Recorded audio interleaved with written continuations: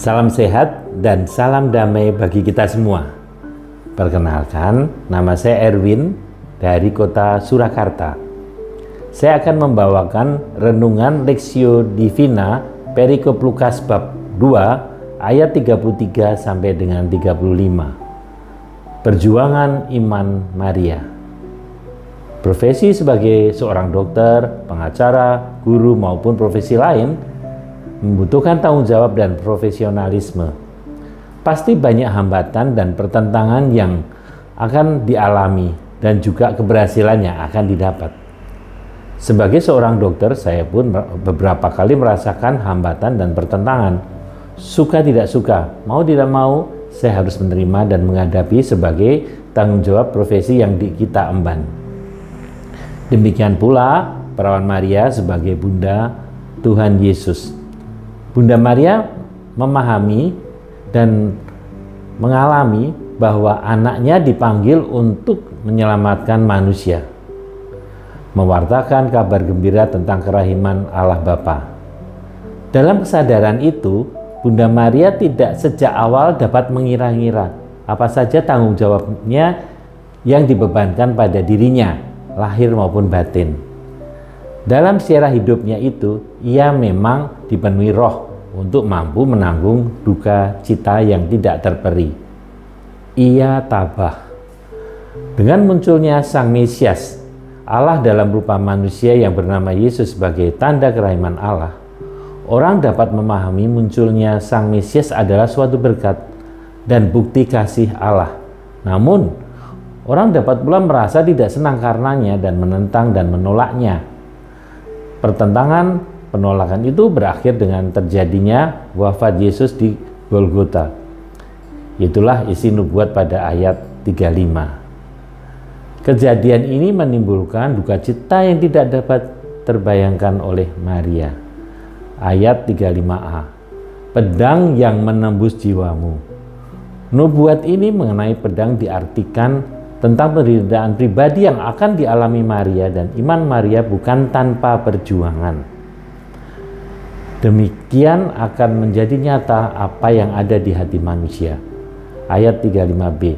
Sebab terhadap Yesus, manusia tidak dapat bersikap netral, tetapi harus memberikan respon ya atau tidak. Demikianlah nubuat yang disampaikan oleh Simeon yang dimulai dengan suatu nyanyian pujian yang menggembirakan.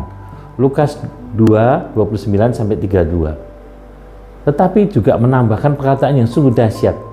Ayat 34 sampai dengan 35.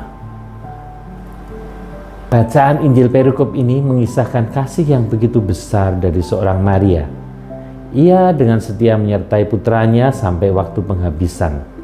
Betapa sedih hati seorang ibu memandang putranya yang dikasihi harus wafat dengan cara disiksa dan disalib.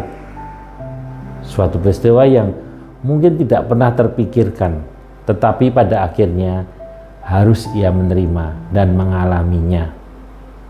Bunda Maria berduka cita mengundang kita untuk memiliki keterbukaan hati terhadap kehendak dan rencana Allah. Gereja Katolik memperingati Santa Perawan Maria berduka cita. Perayaan ini populer di Gereja Katolik sejak abad 12. Dimulai oleh para biarawan Benediktin, lalu menyebar ke seluruh Gereja Katolik. Paus Pius X menetapkan tanggal 15 September sebagai perayaan peringatan liturgi dalam gereja. Dalam perayaan ini, apa yang dapat kita renungkan dari pribadi Maria yang berduka cita? Dalam perjalanan hidup ini, kita memiliki aneka kesulitan dan pergumulan hidup. Kita memiliki cita-cita dan harapan. Namun, terkadang apa yang menjadi kehendaknya berbeda dengan yang kita harapkan.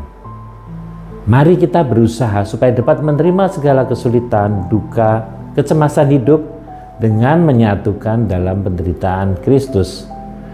Pertanyaan yang sekiranya membantu kita merenungkan perikop ini ialah, dalam segala tantangan dan kesulitan, bersediakah kita tetap berjuang bersama Kristus yang tersalib, atau kita justru berlari mengandalkan diri pribadi saja.